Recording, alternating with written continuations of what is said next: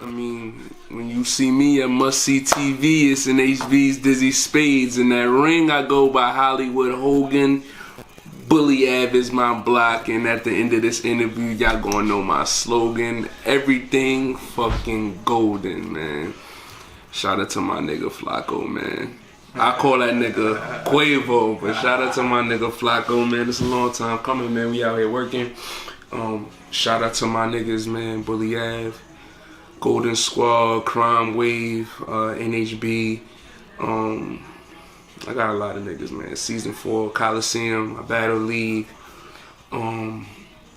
Working, man. Shout out to my motherfucking music team, Monopoly House, my nigga Rain, Celebrity, my nigga Loud Pack. You know, working, man, working. Mm-hmm. My nigga Mills, my nigga Hirsch. About to start kicking off the Hollywood podcast, the Dizzy Spades Show, Hollywood Squares. You know, we've been working on that project on the Facebook Live for about 2 years now, and I wanted to make it more professional. I wanted that clean look, you know. So I wanted to make this shit real, man. I be telling niggas next stop Hollywood, hashtag it, bold letters, man. I gotta make that shit happen. So I'm really excited about that shit, man. Alright. So first off, right, what even got you into this? What started this whole music or battling? What got you into music? So what got me into music was my grandfather. Okay. My grandfather was he's famous gospel singer or whatever. So he was in this group, the Mighty True Believers. They were touring everywhere down south, and my first cousins is Casey and JoJo. So I watched Casey and JoJo before they were Casey and JoJo, and I watched my grandfather with his local group become what they were supposed to be or whatever. So gospel is not seen the same way mainstream as Casey and JoJo. Casey and JoJo is mainstream, right, or whatever. But gospel, he's famous in gospel. Like you say, the Mighty True Believers in that range of when my grandfather was dominating. Like that's back when like tapes was out and shit. Like he was that nigga. Right. What? Like you couldn't tell him nothing. And then to know that like your nephews is Casey and JoJo. Like we watching them in Wingate, North Carolina, and shit like that. And they used to sing at like Elizabeth Baptist Church. They used to sing gospel and shit like that. And you don't think about it singing gospel that you're gonna hear yourself on the radio, right, and the world is gonna be singing life and shit like that. But I watched that as a kid. Like I watched that as a kid, and you were around it. So. I was around it, and I didn't want to sing.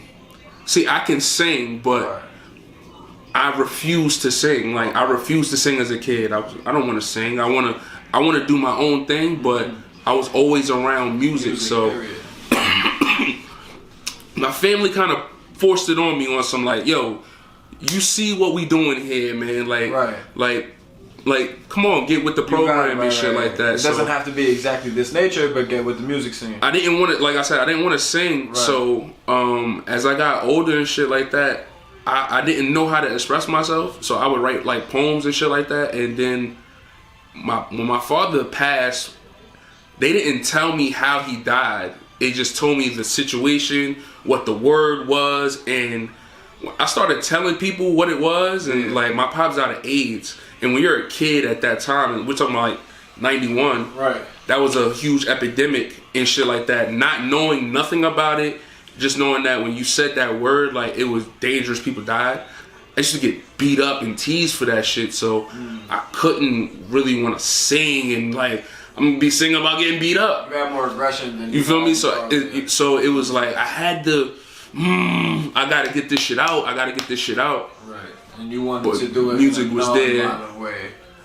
I don't know if I wanted to be non-violent, but it was more of like music was around, and I'm not gonna do gospel, and I'm not gonna do what my cousins are doing, which is R&B, because they're singing. So it's two things that's singing. I was already writing poems and I didn't know how to express it because I wouldn't talk verbally with a lot of things. So, would you classify yourself as a rapper though? I would say I'm more like an artist now because like when you say rapper, it kind of puts you in like a box. Like I said, like I could sing. You feel me? Like I come from that musical background. I could produce and stuff like that. It's like that's artist stuff. That's artistry. Like I wouldn't conform my art to just say I can rap. Because when you can say you rap, so even when you're battle rapping and when you're like on stage or like when you're in the lot, wherever you are and you're battle rapping, would you even in that sense still consider yourself an artist, or would you consider yourself a battle rapper? Because the fact that I'm a professional battle rapper, I still feel I'm an artist even in battle rap. In battle rap, I've displayed more than just rap. You feel me? Like I created media platforms. I've created I've created opportunities in battle rap. You feel me? Like and that's something that just a rapper is not gonna provide for you in battle rap. So the fact that I can provide opportunity in battle rap, I feel that makes me more than just a battle rapper. If that makes sense, you know? Yeah, okay. So, battling. My very, very, very ever first battle was in Canarsie. In Canarsie, we used to have this thing where it was teams. It was teams in Canarsie and shit like that. Shout out to my guy, Butter Cool. My nigga, Butter Cool. He used to be in this thing called Prep Stars and shit like that. And this girl from Brownsville, her name was Shy, Big Shy. She's a legend in Brownsville. You feel me? Right. Legend. And it's funny, no funny shit. She used to run with a guy named Hollywood. Right? She used to run with a guy named Hollywood, little Haitian dude or whatever. Right. They used to battle in the lunchroom and shit. Me, I wasn't particularly rapping, but I could rap. Okay. I always knew I could rap. I was rapping since I was a kid. My grandfather was doing gospel. My grandfather's actually a famous gospel singer. So I always been around music type shit. I always played with the rapping, just never took it serious. I watched these niggas battle. And like I said, shout out to my guy Butter Cool. He used to battle all the time. Like he's in this shit called Prep Stars, and he was the cooler one out of the three. Okay. And he would have more confidence. And he was probably the first time I battled someone. I lost a couple of times to him, but he kind of showed me how to swag shit out or whatever. Really wasn't rapping professionally, battling, and I was a class clown. You feel me? Right. I knew how to joke and rap and throw the shit together. And Eminem was my favorite rapper. So what I used to do was I would make up rhymes and say they were Eminem rhymes. Okay. I would really come up with weird, clever shit, weird, crazy shit, or whatever, and be like, "Yo, the Eminem, y'all heard this new Eminem shit?" And shout out to my guy Mills, who we're gonna be doing the podcast with.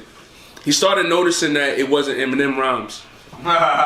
Started noticing. He started catching me. Catching me, and he was my best friend. So what ended up happening, he was on the football team and shit. He would always be at my house, or we would always be outside playing basketball, always doing something. And about the round time we was about to get out of high school, I remember this one particular day we were sitting in his crib, and he was like, "Yo, let's rap. Like, let's do it. Let's rap." Out of nowhere. And at the time, I was 17, and when he said let's rap in our yearbook or something like that, like he didn't put it in our yearbook, but he put something like some shit like most likely to not make it by 25 or some shit like that, like that. So it stood out at that time, most like likely to not make it at 25. Wow. You feel me? It was like, so it was like, yo, we're gonna rap, we're gonna make it, and we're gonna make it before we're 25. Right. Like we're gonna pop and make it before we're 25. And like I said, I was rapping. I was a class clown. I was joking around and shit. He was serious. And everyone who knows Mills, if you've ever been around Mills, like, Mills gave you this aura of, I know everything. Like, we called him the guru. He orchestrated and started putting in these ideas that if we took rap as serious as he did at that time, because at that time his mindset was, we gotta make it before 25. We're definitely gonna make it. And I kind of started watching him differently and shit like that, because I didn't know how to really put bars and shit like that together. But I had the energy. I knew how to do the feel, and I knew how to perform. And we did this talent show. We grabbed our other guy, Bundles. And Bundles, we didn't even know he can rap. But the nigga had the Jay-Z demeanor. And just took it from there. We got booed, my nigga. Wow. We got booed at a talent show in Canarsie. And from then on, we became hood fellas.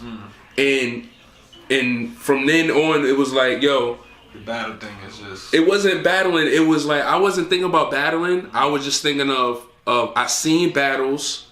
I was participating in battles. Right. Mill said, let's rap. And we got booed. And it was like, fuck that. We're gonna rap. Okay, so let's elaborate on the opportunity, right? Let's not so much say the opportunity itself. What impact do you feel that you've had, whether it be positive or negative, on the battle rap scene itself? Alright, so boom. Besides going viral, and I'm gonna just talk about the opportunities that I create in battle rap.